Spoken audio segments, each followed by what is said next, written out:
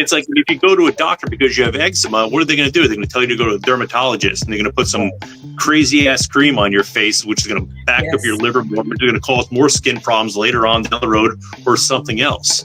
So I think doing the natural approach, and most people need to do more than the natural approach, is just a better way of living your life. And we just put out a short actually 2 days ago about a doctor actually saying 95% of cancers are environmentally caused. So start by looking at what you're putting on your skin, your hair, and everything like that.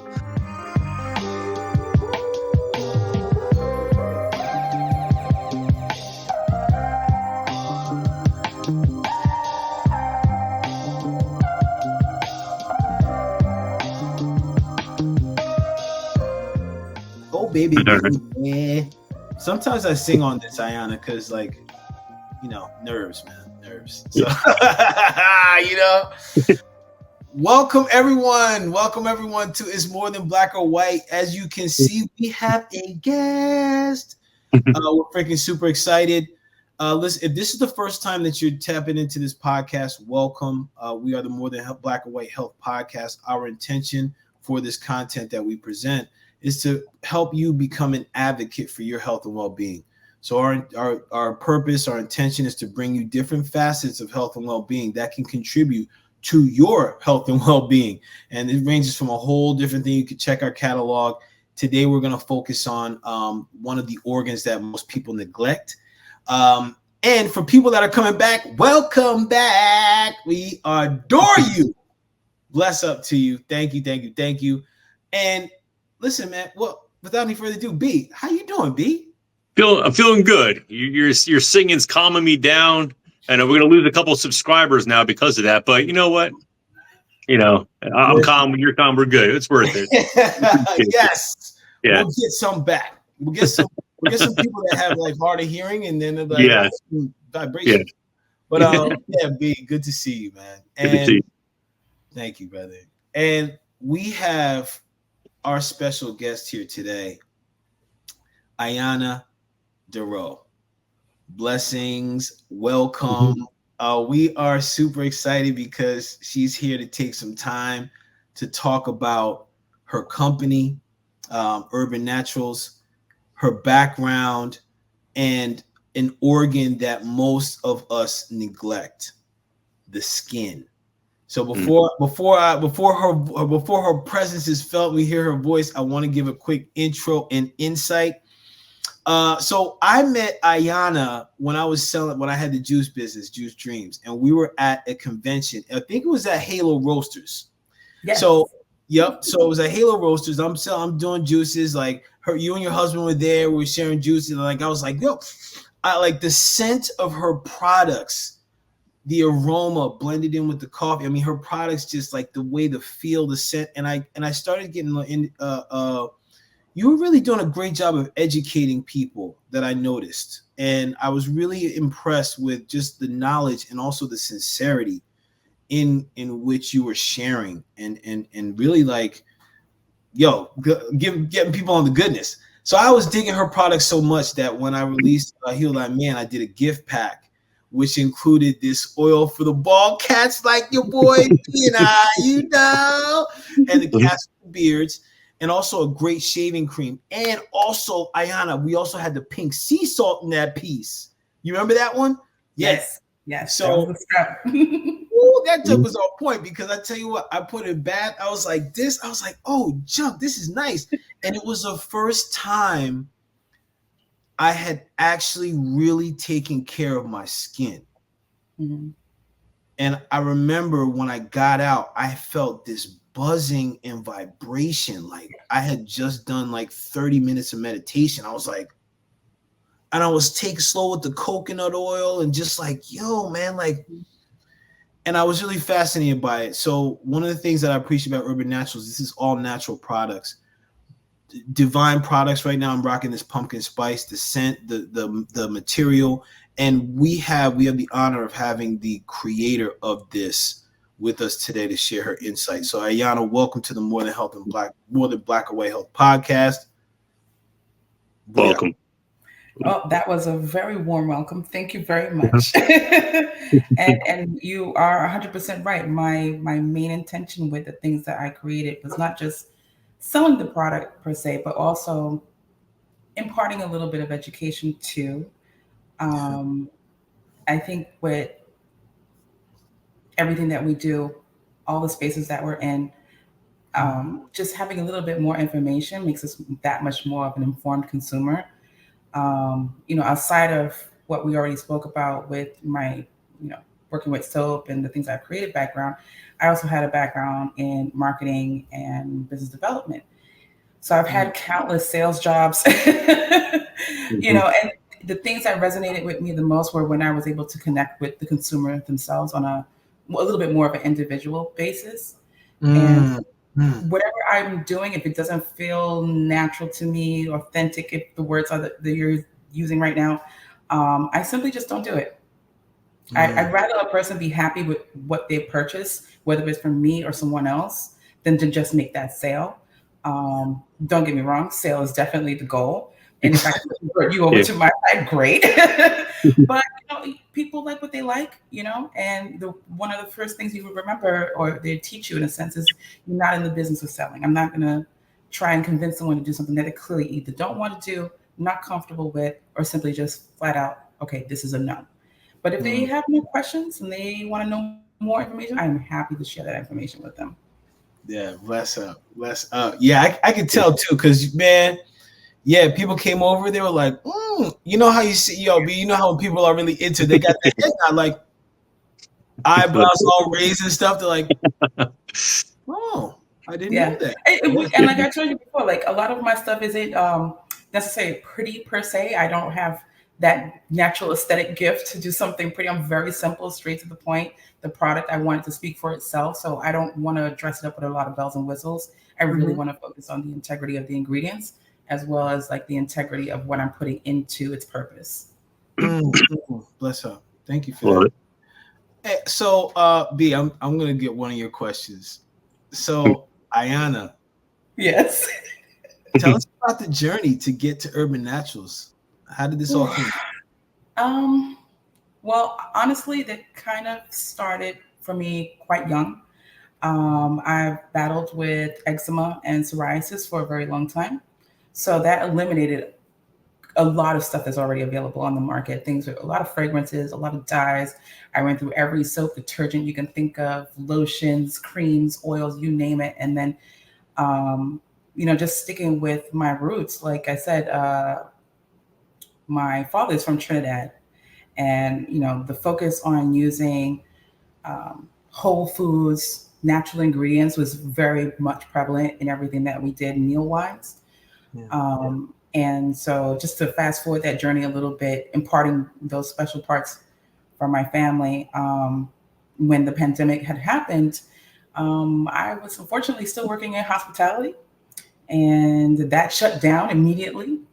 And everyone was trying to figure out what was going to happen. And a friend of mine, shout out to Nicole, she was like, sell this. Like, people want to buy this. I'm like, I'm just a small person. I don't think anybody's going to want to buy stuff from me or, hear what I have to say or anything like that. But long story short is I saw a little flea market near where I lived. They were offering tables for like $25, jumped on it. I said, okay, well, I'm going to make some things and see what happens. And I made $50 by the end of it. And I just said, okay, well, let's see if we can make 50 more. And then, and slowly but surely, I just kept, just reinvesting into that, getting better product, getting better ingredients, getting better packaging, and just really honing down on what I really wanted to present product wise. And that's kind of what brought me to this journey now. And right now, I'm primarily doing wholesale. Retail is a component. And, it pays the bills, keeps the lights on. So I'm not complaining. That's up. So I was hearing you say, like, when the pandemic hit and Nicole was like, you need to sell these. Were you making these products prior to COVID hitting? And you just like for friends, for family? Like, okay. Yeah. Early on, I would say 14, 15, 16, I started mixing stuff on my own. I had already started a culinary program. My father was a baker. He is since retired. He still bakes.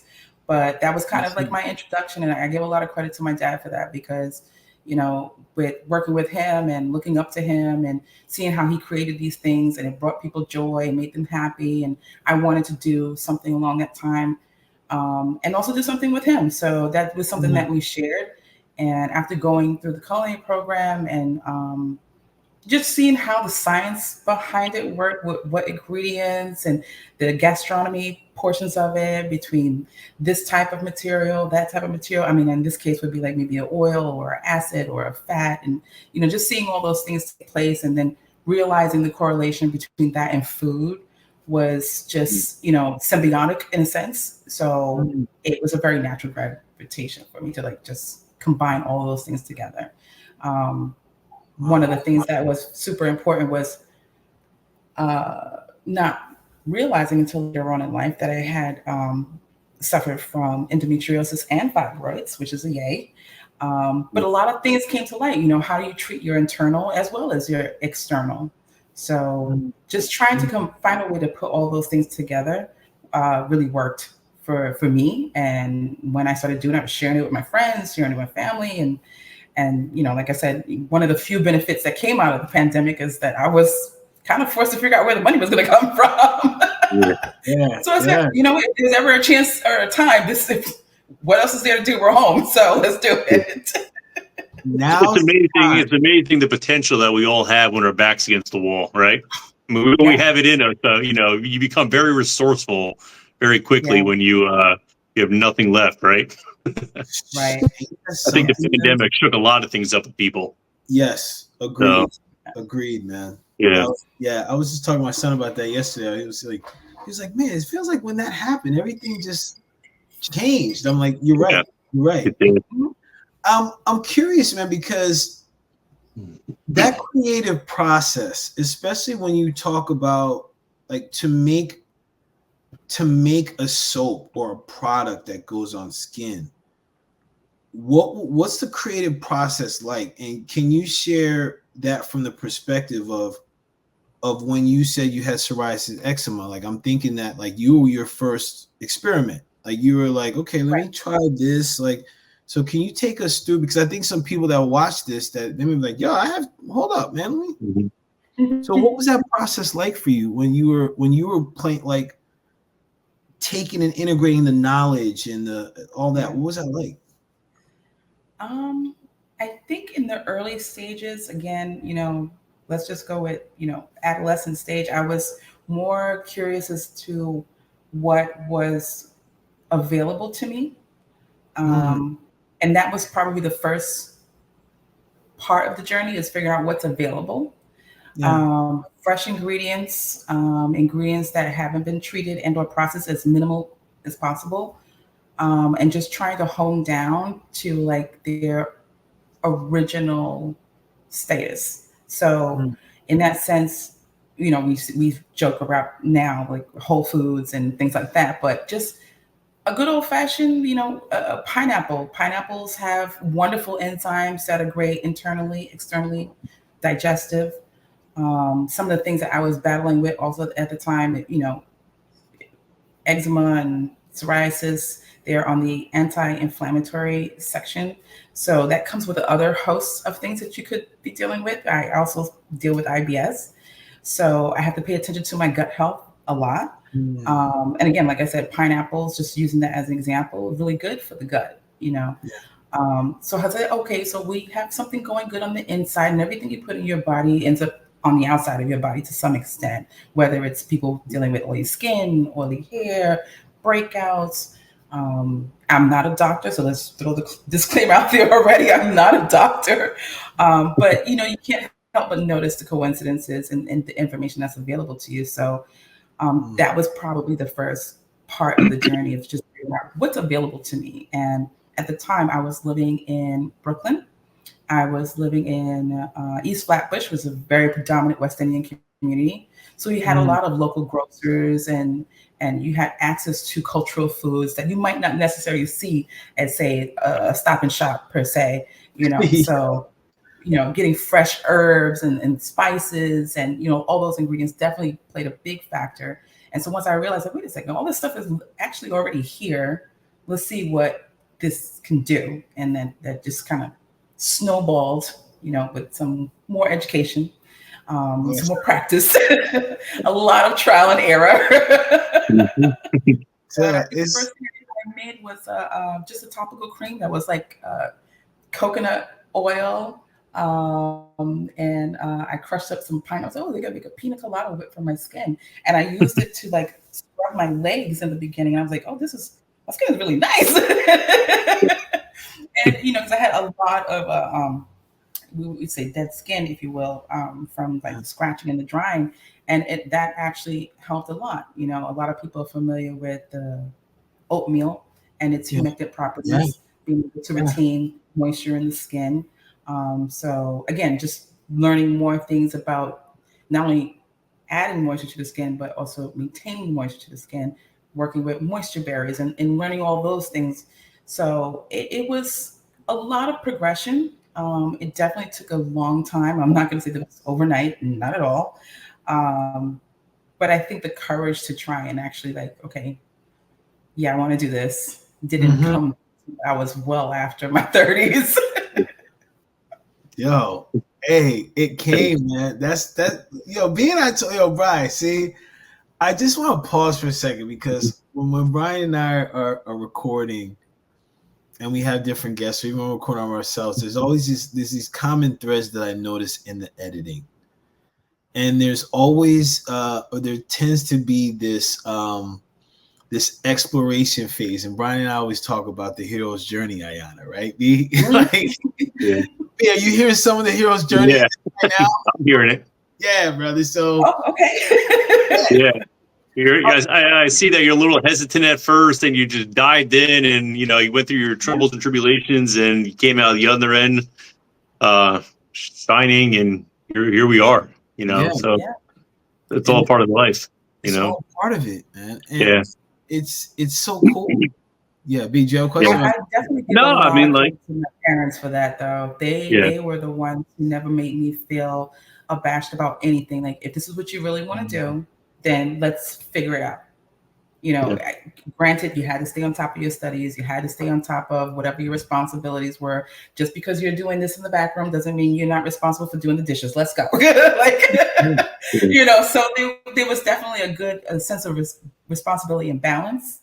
And, now that I'm in this stage, I realize I also don't want to sacrifice some of the things that are really important to me just because I'm doing this one thing, which also brings me joy. But I definitely make sure that I take time for my husband and I take time for my son. And more importantly, making sure that I take time for myself, because I can get down that rabbit hole real fast and I'll be all night thinking about it. Like, no, go to sleep. Tomorrow's a new day. Oh, yeah. Relate, man. Wow. No, I love this topic because I think just being in this field for now almost over 25 years, my background's a holistic health practitioner.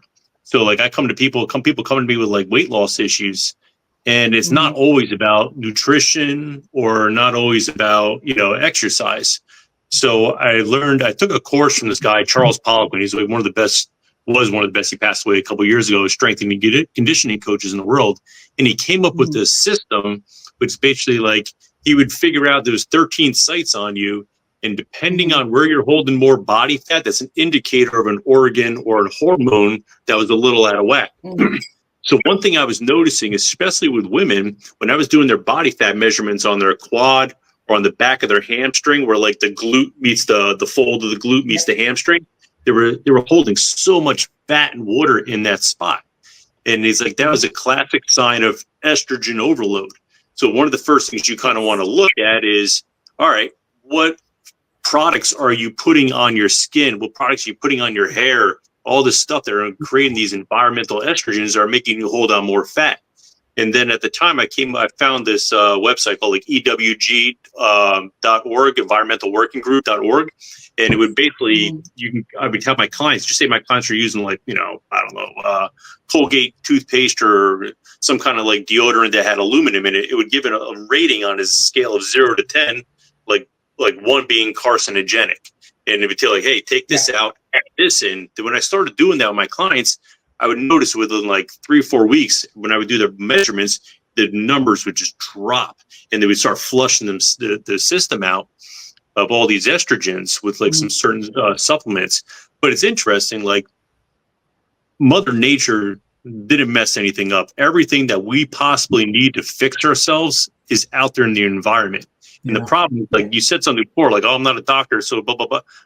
I would go to you before I would go to a doctor. And I've had this conversation, like, if I break my arm, I'm going to go to a doctor to fix me up. But to fix the general, like, you know, teach me about preventative health and teach me how to fix a problem or a disease, they're absolutely useless. It's like going to my mechanic for like a root canal. It doesn't make any sense. And it's like, if you go to a doctor because you have eczema, what are they going to do? They're going to tell you to go to a dermatologist, and they're going to put some crazy ass cream on your face, which is going to back up your liver more. It's going to cause more skin problems later on down the road or something else. So I think going the natural approach, and most people need to do more than a natural approach, is just a better way of living your life. And we just put out a short actually 2 days ago about a doctor actually saying 95% of cancers are environmentally caused. So start by looking at what you're putting on your skin, your hair, and everything like that. But yeah, I could talk about this for hours. I find it so fascinating. I'm enjoying that conversation. But you are 100% right. I mean, I think a lot of times it's a generational thing. I think that's just my personal opinion, because you know, we're looking at post-depression era. This is the beginning stages of like the marketing boom. They had to deal with a massive influx of population. You know, there was food shortages, all these other things, you know, the baby boom and etc. So they had to do things, whether by choice or not, but it created a perfect storm, if you will. We make more things, we do more things, but at the same time, we're also causing more damage. Now we pay a little bit more attention to what's on the label. We pay a little bit more attention to what FDA is saying. Back then, it was just like, well, the government said, and I'm not downing it, but I am saying at the same time, I think a lot of critical thinking went out of the window in the last 60, 70 years. So, you know, if you really pay attention to what our grandparents were doing before that, everyone's going back to the same thing now, which is using the original ingredients, sticking to, you know, minimally processed foods and trying to eat healthier, spending time in the daylight, getting actual sun, and just spending time with each other. Those things also contribute to your overall well-being, including your skin, because when you're happy, you create these wonderful little chemicals that make your skin glow, that make your body feel good, that make your joints feel movable. You know, so again, just we're taking out the last couple of, you know, decades or so out of the equation, going back to the original. We're seeing it come full circle, you know, just in conversations and media. Even, I don't want to talk about it right now, but, you know, other things that are happening in our, you know, social atmosphere. So, you know, just getting back to the nitty gritty, the hardcore stuff. I think people are just getting tired of being sick and tired. You know, they're realizing that the medical establishment isn't working. It doesn't work. Right. So, you know, and then like our whole medical system is a complete shit show anyway. So it's like realizing it's not working. They're trying to, now they got to go back to old school, you know, which is basically the fundamental. The studies they've done in like Scandinavia and the Netherlands and Norwegian, they focus more on the overall health. Not the holistic with the H, but the holistic with the W, from top to bottom. How much time are you spending with your family? How much time are you spending at work? What type of activities are you involved in? You have to not just treat the person, but the whole person, because each one of those things play a component, and that includes self-care. Because even if it's just a 15 minutes that you get, like I did like a 5-minute like coconut oil hydration thing before I got on camera. You know, I spoke with Paul not too long ago. Like, I used to use makeup like I was going out of style. My parents were also models, by the way. So, you know, I was into all of that stuff, so the makeup and the hair and the this and the that. And, you know, that definitely wasn't helping to my skin issues. But now I rarely wear, I don't have any makeup on. I don't wear any of that stuff too much unless I have like a major event, you know. So and the radiance comes through, right? Like, what's that? What'd you say? So I just saved that for like special occasions and events and stuff. Nice. Not that this isn't, but I felt it was better for you to see the real, the all natural stuff. Yes. So I think that's important because in our society, there's this. I think there's a story that gets marketed that you have to look a certain way and like, oh, whoa, if you put this on, then you're beautiful. Yeah. And it's really interesting that the makeup industry, the beauty industry is a multi-billion, probably $1 trillion industry coming close to right now. Where there's like, you have women like for example, Rihanna, she has she's got makeup, I think, of the Kardashians. I think there's another artist that's got a makeup company. She now is a billionaire because these products are flying off the shelves because we sell like this is what beauty is. Yeah. Right. It's harmful. The beauty industry is a business. Yes. Thank you. And just like any other business, for those who may not have had any experience in the business world, every component of that is calculated so that it can drive a certain amount of revenue. Hair, makeup, music, clothes, it's all components to a larger business identity. And, not to get down that rabbit hole, because we can do that too. But I think that we have to take some type of agency and, in what we're subscribing to one way or the other. So that's just my personal opinion. No, I agree. So let's go there. Let's go there because I think, especially if we're looking for people to be advocates, it is about personal agency. Because for people to really take the time and the resources to invest in their health, you got to be willing. Because it's easy to just go get something to cover some stuff up. It's easy to go to a doctor and be like, "Oh, give me some cream and a pill." It takes work and effort to put the little things into. Hey, let me research. Let me take the extra time and like, what's in this? Right. Oh, it's got a whole bunch of gums. I'm good. Yeah. You know what I mean? Like, and that's what we talk about here. Like, take the time to really figure this out. Like how you took the time to notice, like, oh wow, like this feels good on my skin. What are the properties? What are the benefits? Like, it's just like Brian and I we have a monthly meeting, right, Ayana? So we go over like what's going on. So I dig hanging out with Brian because he's a researcher. Every time after I see this dude, I'm always lit up. I'm like, ding, ding, ding, ding. I just learned something new. So one of the things I appreciate about him is that he's research. He's a researcher, and I love research too, because I can go down a hole and be like, oh, let me look this up. What's that word? Oh, what's the root? And I just go into it, right?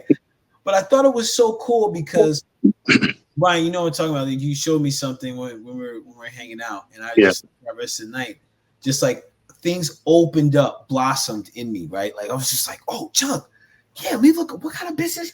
Oh, Chuck, hey, look at me. Let me look at it. Just opened things up for me. So I say this because when we start talking about skincare and what are some of the things that the skin needs, right? I want us to start to look at what are some of the things that are important for the skin to have? Because Brian and I have talked about hydration. We have yet to talk about like the moisturization and things like that. So I think that's why it's important. But from your perspective and from what you do, was there certain things the body will benefit from that you wanted to have in the products? Yes. So with soap itself, soap, in a sense, is I want to make it like digestible for everyone else that's going to hear it, but soap literally just strips away things. That's what it does. It takes stuff away. It removes dirt. It removes oil, whether it's skin or clothes. And the soap is quite simple. There's only two types, if you will. There's soap and detergents.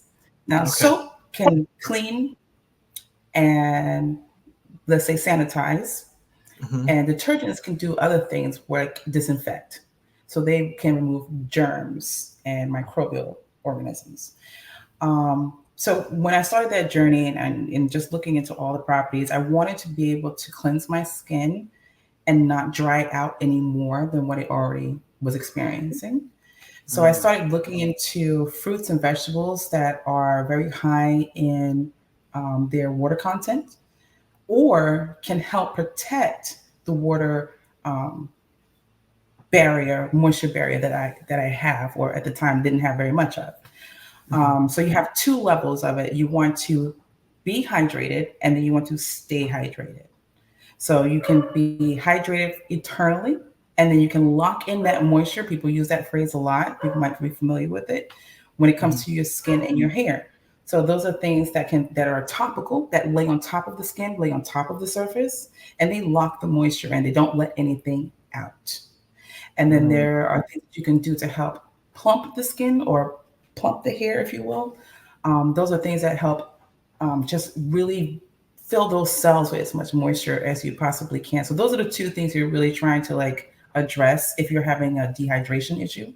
Generally, that's what that comes to. And oftentimes with people with skin lesions, skin issues, or any type of inflammatory, hydration plays a very big role in a lot of those things, including your joints. And please, Brian, correct me if I'm saying anything that's not right.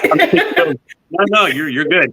Actually, I had a question. So, like, you're saying like the soaps are antimicrobial. Would that be the same thing as almost like putting like an antibiotic on your skin where it would crush your microbiome? No, that's different. Okay, that's all right, okay. Different. Yeah, that's definitely different. That is a little more focused and targeted. So we're talking about this like in a general purpose, a general space. You know, it would be different from saying like if you were using a, you know, you can wash the windows with just a little bit of water, squeegee it, and that's fine. But you have like some real stains that's etched into the window. You want to use something a little more stronger. That's where antibiotics will come into play. I was thinking like for like clean skin, you probably need a good and healthy microbiome. You don't want your body being like any kind of dysbiosis, right? Because you're only as healthy as your gut. Yeah. Yeah, so I was wondering, is like, you know, if you put like antimicrobials on your skin, will that mess up your gut flora, which can exacerbate the problem? That's where my mind was going, but it makes sense. We were saying you're not too far off, and I will say, like, I'm still in my journey with this as well, and I want to learn as much as possible. But I do know there's a correlation between the microbiome on your skin and your gut bacteria. So, for example, you get your nails done. Fancy. You know, a lot of women are nail biters. We put our fingers in our nails in our mouth. You're cooking with your food, you know what I'm saying? You're cleaning the kitchen. All these things, you know, in the hospitality, like I said, I had a very extensive career in hospitality. The one thing you want to avoid is cross-contamination. You don't even think about it in our average day-to-day stuff, the things that you touch. And I don't want to, like, I had an OCD for a very long time, but, you know, just once you peel the curtain back, you kind of like, oh, wait, hold on. But, you know, at the same time, germs are germs. And I think as you become a parent, you're kind of like, they'll be fine. Like, you know. But, I travel a lot, so sometimes I go in these like hotels or these like, you know, like Airbnbs, and like I see like the Irish bar soap, and I have like the Dove body wash. I'm like, all right, here we go, skin. You got it. Stay strong. You actually brought up Dove because I often get a person or a customer that asks me, yeah, but are your products hypoallergenic? Now, just to talk about that really for a second, hypoallergenic can lead you down a lot of different paths, but just to keep it real simple, if you are a person who experiences things that you are allergic to, whether it's environmental, internally, or topical, you want to look for things that are hypoallergenic. A lot of times things that are hypoallergenic will be some type of sensitized, I can't say the word, it'll be man-made. You can scrub it. It'll be man-made, you know what I mean? It'll be synthetic material to some extent, because you could be that person that's just, you could be allergic to rosemary for all I know. And rosemary is a big ingredient in a lot of stuff that I make. That doesn't make something hypoallergenic. It is free from anything that could be an irritant to that individual. So I never deter someone from using Dove if you have an issue with a lot of allergies and you're very sensitive to things, because just because it's all natural and my products are also organic doesn't mean they're hypoallergenic. They are more for people who are sensitive to fragrance and dyes. That is probably the best distinction I could say when it comes to the stuff that I make and the type of customer that I meet with a lot. I just try to stay away from as many parabens as possible. Like that's just like anything that that's just god awful. So sometimes when I'm stuck and I'm like, all right, either I smell for or I I sacrifice my testosterone for a couple of days, so I'm like, I go in. No, but those parabens, believe it or not, are the things that actually affect what you were talking about, those external microbiomes, and that leads to all those things. Your body becomes dependent on it. When we were talking earlier, with my eczema, the thing that freaked me out the most was they were telling me that I had to use topical steroids, and I was like, oh, steroid. My brain goes, what is that? Like I'm thinking muscle builders, and and so I said, well, just give me a minute. Let me just look it up. I did a little homework, and I was like, after a while, your skin becomes dependent on these things. It is not something to have a long-term solution. Is what I'm saying. They're temporary. But if you're looking for long-term, then you have to change your whole habit of what you do, what you eat, and what you put yourself in through your day-to-day. But oh, yep, that is me. So that is you. All right.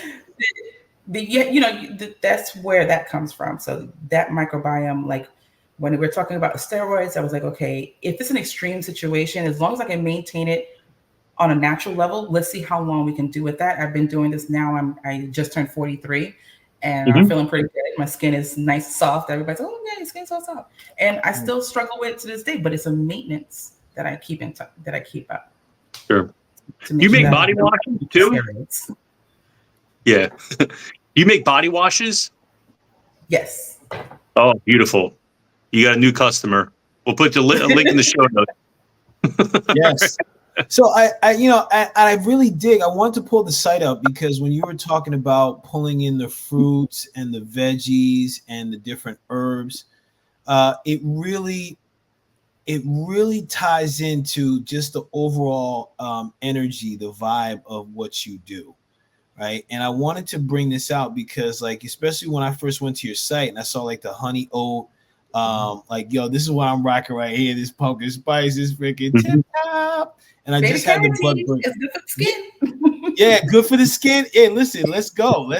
This is I'm a big fan of this. And it's wild because first of all, I appreciate that what you did with this, right? Because you have everything that is in there, which is I really appreciate, especially doing this podcast with Brian. I've become very particular about looking about what's on my body. And I'm telling you, that episode about testosterone, Brian, when you said that, because I'd been used to using because Black community, man, you can't walk around ashy, son. You gotta get those elbows and feet. And I did. You know what I'm saying? Gotta get the feet and the heels. I got a lot of questions. Huh? What's that?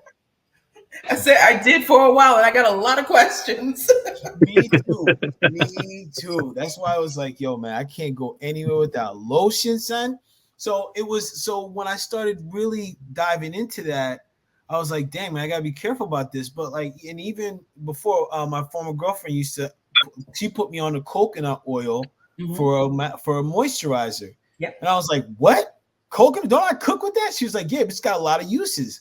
So I started using it right out of the shower, and I'm like, I am hooked. At Costco, I go get that big ass barrel of it. It'll last me, and I love it because it's good for the skin and it keeps me moisturized, right? I don't have to worry about constantly putting on lotion. And that's the thing that I thought was really interesting because coming back to just us here, there's so many of everything. Ayana, we were talking about this when we first came on.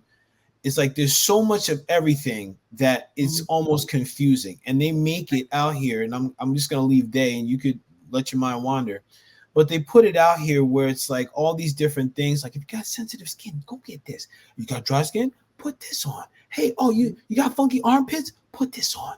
They have all these things rather than just being okay, we're gonna go natural. Let's scale back on you doing this because you got a bunch of bumps. I had and I didn't even get to share this, but I had this thing on my hand, I had some bumps on my hand and also on my elbows. And I just did this 21-day detox and it cleared it all up.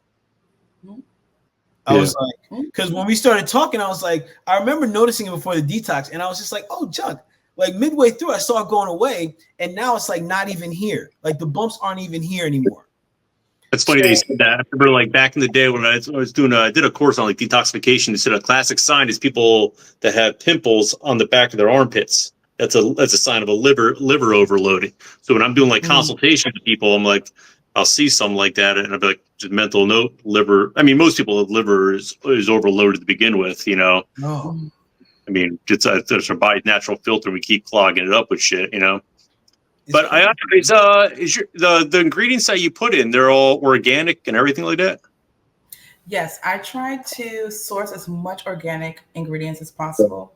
The end goal with that is so that my company can become certified organic, which is a lengthy and expensive process. But for now, I can still say that they are made with organic ingredients. That's great.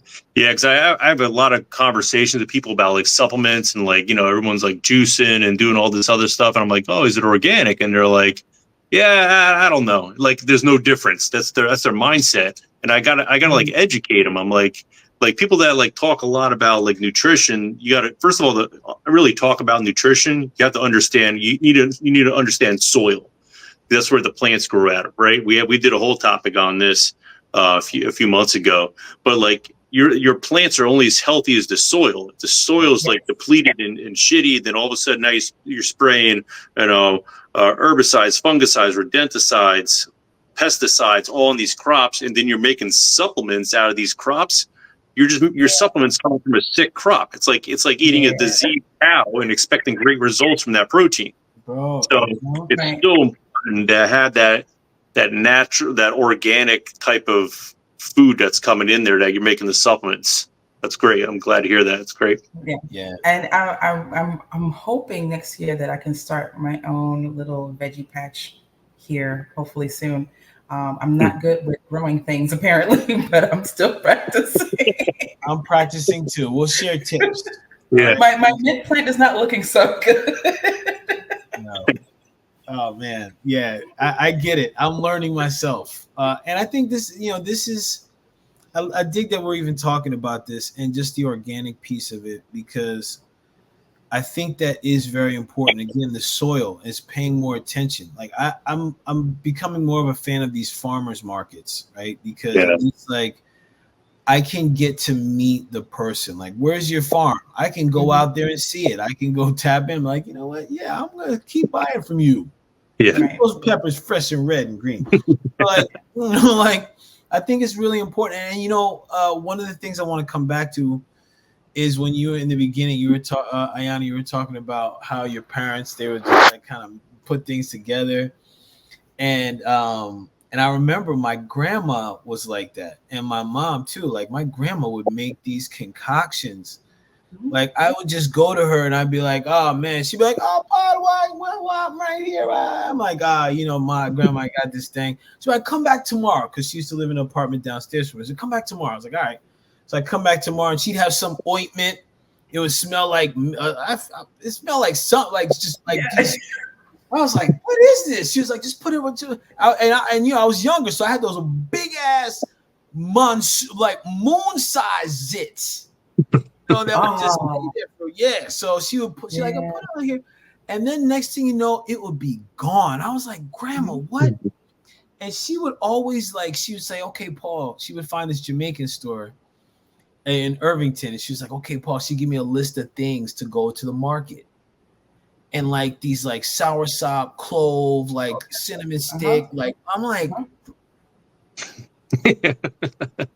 and I to the point I'll just go and give it to you like, man, but Miss Anchard, okay, mom, I'm going to get the damn thing here. I was like, okay, cool. And then she'd make some concoctions that would just cure anything. Like whether it was fatigue, whether it was a rash, whether it was like you got a headache. She was like, okay, hold on, let me mix this tea. And like, I'm like, so I think it's really important. Even the skin. I remember she introduced me to sea moss back in the day. Yeah. Like sea moss. I can put sea moss on my skin, just let it dry. And it's a great moisturizer. It's got 92 minerals that I can put on my skin. So I bring this up because this topic is extremely important because we're looking at what you can do topically for your health and well-being that will support you in being your best self, man. That's what it is. Now, I want to before we start wrapping, I want us to, because I was looking up like, what are the basics of skincare? So it says the basics. This is Google, by the way. Could have used AI, but whatever. It says step 1 is cleanse. Yeah. Step 2 is exfoliate. Step 3 is tone. 4 is treat. 5 moisturize. So, Ayana, if you can give folks a tip for each one of those, yes, what would you do, or what would it be? We'll start off with we're gonna hit the banners up, peoples. We're about to hit the banners up. We're about to start off with cleanse. Well, I would start with a gentle cleanser, something that is very low in sulfates, something that is very low in parabens. If you can get it without, good. If not, then you work with the least amount that you can. To exfoliate, quick story there. I have a customer that comes in quite often or asked me at the time, I needed something to exfoliate my skin. Do you do anything with any kind of face scrubs and this, that, and the other? And I told him, I said, it would be irresponsible for me to tell you to use some type of scrub on your face, because the more scrubbing you do, your skin on your face is much more sensitive. It's thinner than the rest of the skin on your body. So you want something that's going to be extremely gentle. So in that sense, you want something that's going to be enzyme based. Some people like chemical based, so like a chemical peel of some sort, but something mild that you don't have to do at the doctor's office or dermatologist. So in that sense, I would do something like maybe a papaya mask, or mix it with a little bit of pineapples and some honey, just to make sure you stay in the hydration space. And it also includes some antimicrobials there. I really do enjoy mixing it with coconut. That's my favorite. You do what you like. As far as tone, wait, hold on. When you say mix, like, so can I take these ingredients and put it in a blender? Yeah. And like that's like how it mash it up. Just mash it up. Right. Next time you see me, I would be like, 5 "What's minutes up, back. I'll be glowing, bro." I'll be like, 5 minutes. That's all you need. You don't need anything more than 5 minutes. Just 5 minutes. Now, as far as tone is concerned, toner really only comes into play when you're using something that is very stripping, that will aggravate the pH on your skin and break the moisture barrier. So you need something to help replenish and restore the pH balance on your skin. That's where toner comes in. So if you're using something really strong, like say, for example, what's a really popular one is I think it's Elise. They make like a very good, high quality, but it's also very chemical based. So it's very strong for the skin to take too. Then you would need a toner to readjust that pH level for your skin. Ideally, you don't need a toner. If you really, really, really wanted to, I would simply just wash your face with some water. Filtered water, if you can get it. Maybe even like if you're really extra special and you just want to do that, some type of volcanic water, like a Fiji or something, that's really good for restoring the pH balance in the skin. My favorite is actually Evian when I feel fancy. But usually I just use the filtered water from the fridge. And then for moisture, again, I would probably use, again, just a little bit, very little, a little bit of coconut oil in the skin, just enough to make your hands feel like, soft, and then just pat it into the skin. That's it. Done. It's very, very, that is probably the naturalist thing. That's usually what I do on a general basis. Gentle cleanser. I actually do a double cleanse with coconut oil first and then the gentle cleanser. I don't typically tone, but I just rinse my face with water, wipe it down gently, use something soft, like a bamboo cotton pad kind of thing. That's where the exfoliation comes in for me. And I used to have very severe acne, so pretty okay so far. I still got my little hormonals, that one right there. But skin stays soft and stuff. You don't want to stress the skin as much as possible. And then when I'm done, I just let my face dry on its own. It's already had all the moisture built into it, so I don't have to do any extra. If you really, really want to at the end, then I would maybe use some aloe vera before you go to bed. The gel, the pulp, if you can get it. Yeah. Yo, that was another thing Dulcie Anchard had down. She always had a freaking big old aloe leaf, boy. What? What? And if you have really bad, like dry nighttime skin, maybe do the aloe maybe 2 to 3 times a week. You want to be careful because that's also a protein. People don't realize it. Too much protein can dry out the skin.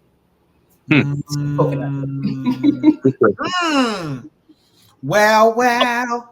So these are intermittent things, but for the most part, like a gentle cleanser and a moisturizer, you're fine. If your exfoliant is like a cotton pad of some sort, that's gentle enough. Is it going to happen overnight? No.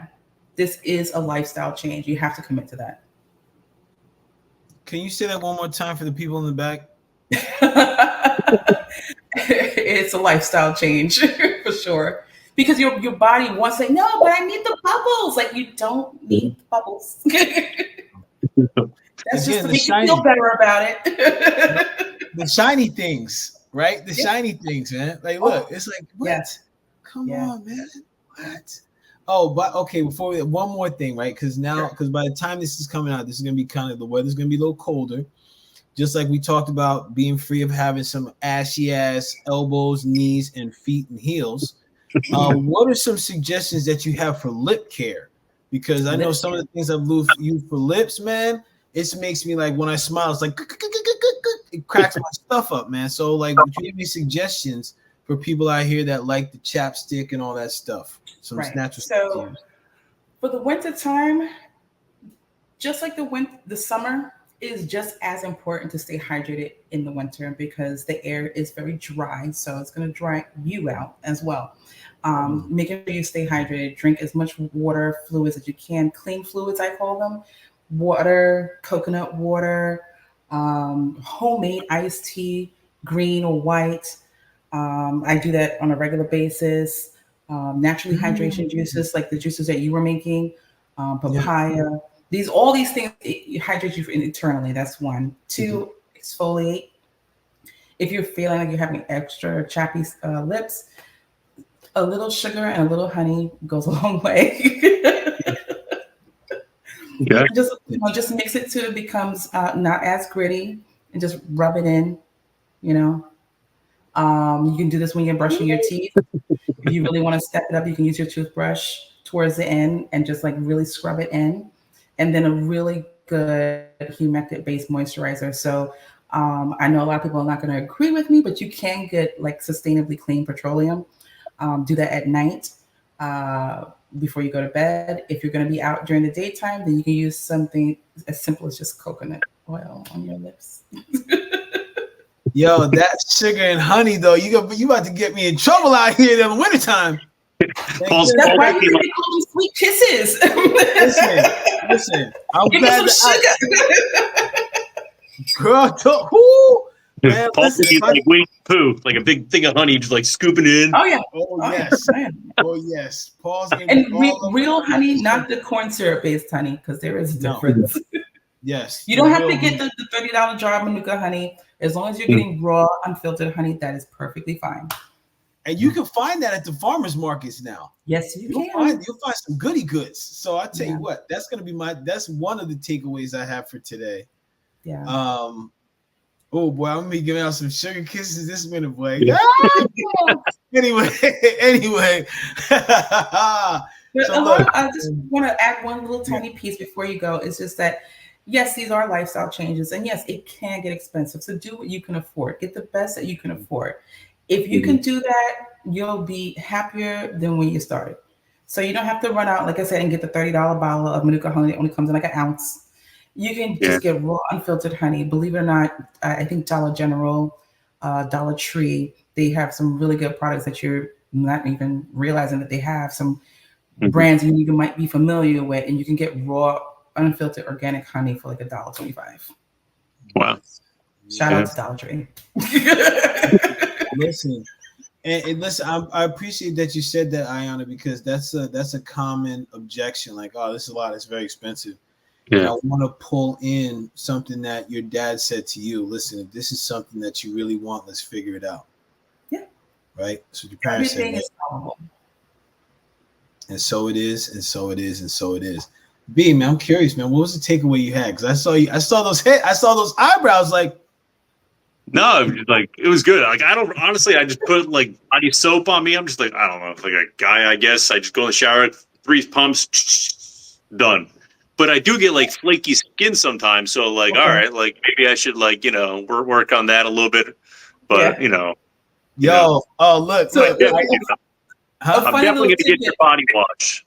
My husband is also from the white nation as well, and I tell him sometimes, I say, "Listen, I'm seeing white on white, man. Like we can't do this. We can't do this." You get ashy too. Yeah. You just can't see it as good, but when it gets there, it's there. Hey, guess what, Ayana? Look, I'm gonna keep you posted because Brian's gonna get those products. And his wife Ayana's gonna be like, "Hey now, okay." Brian's gonna have a big old smile on his face on a reggae rag. Okay. We got some new products coming out on the site before the end of the year, so you'll see the body washes come up. Awesome. Looking forward to it. That's up. Ayana, thank you so much. And Brian, you had one last piece, man? I was gonna say, how do people get a hold of you? Do you want to do a consult, or we're gonna put your link in the show notes too? Yes, urbannaturalsnyc.com, because I am originally from Brooklyn and that's where this started. All right. Love it. It is, and so it is, and so it is. Hey, Ayana, great job today. Thank you for being here. People that were tuned in and got this wisdom, please share. If you find some people that could benefit from it, share this information, because this woman is intelligent and she cares, and this is important. So, and this is about you being an advocate for your health and well-being. So if you have yet to do it, like, share, subscribe. We have episodes out every Wednesday, shorts out every day. And party people, we got some shorter videos coming up. All right, so listen, be ready for all that stuff. We appreciate you, and we're out of here. Peace. All right.